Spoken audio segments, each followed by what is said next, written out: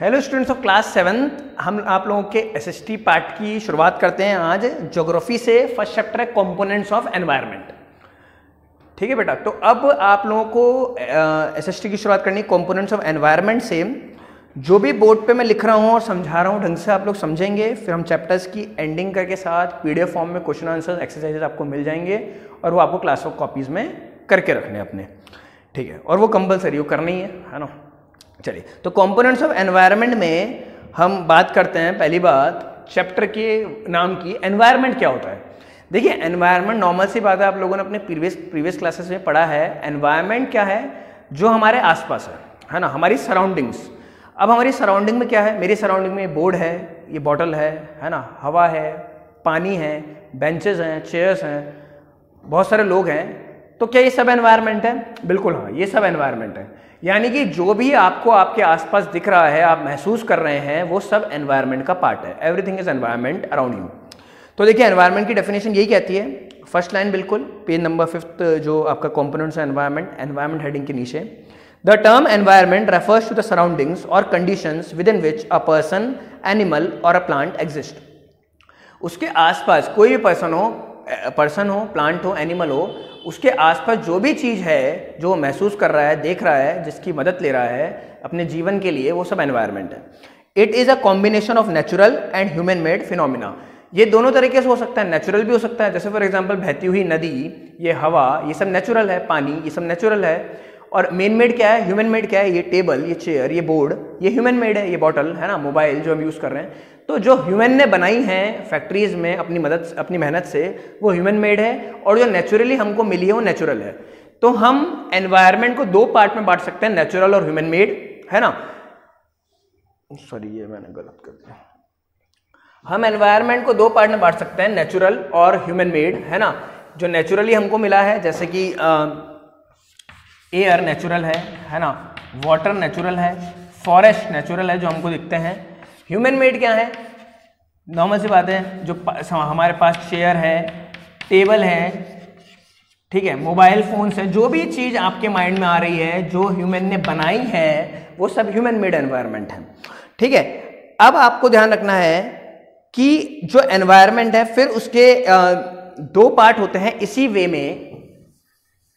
थोड़ा इसको ब्रॉडली हम पढ़ते हैं अब 7th क्लास के लेवल के हिसाब से, तो नाम आते हैं दो, बायोटिक, अबायोटिक। Biotic, abiotic. देखिए, आप यहां से इसको ध्यान रखेंगे, इनकी मीनिंग क्या है। आप शुरू के 3 वर्ड उठाइए। बायो मतलब बायोलॉजी, है ना। साइंस में आप लोगों ने वर्ड सुना होगा, सब्जेक्ट है बायोलॉजी। बायोलॉजी में आप किसके बारे में पढ़ते हैं? लिविंग वर्ल्ड के बारे में, है ना, प्लांट एंड एनिमल के बारे में, हर वो चीज के बारे में जो लिविंग है। तो नॉर्मल सी बात है, बायोटिक मतलब कि लिविंग, और अबायोटिक बिल्कुल इसका अपोजिट,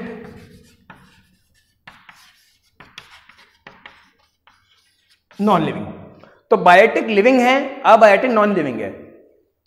तो लिविंग कौन है ना। लिविंग हम लिविंग है, प्लांट लिविंग है, प्लांट एंड एनिमल लिविंग में आएंगे, बायोटिक में आएंगे। और वही बात है, एयर, वाटर, चेयर, टेबल, ये सब नॉन लिविंग है, ये अबायोटिक में आएंगी। तो ये बात आपको ध्यान रखनी है कि बायोटिक और अबायोटिक क्या है। देखिए, अब आप लोग सेकंड पैराग्राफ पे आइए, लिखा हुआ है, the natural elements such as mountains, river, vegetation, animals are created by nature.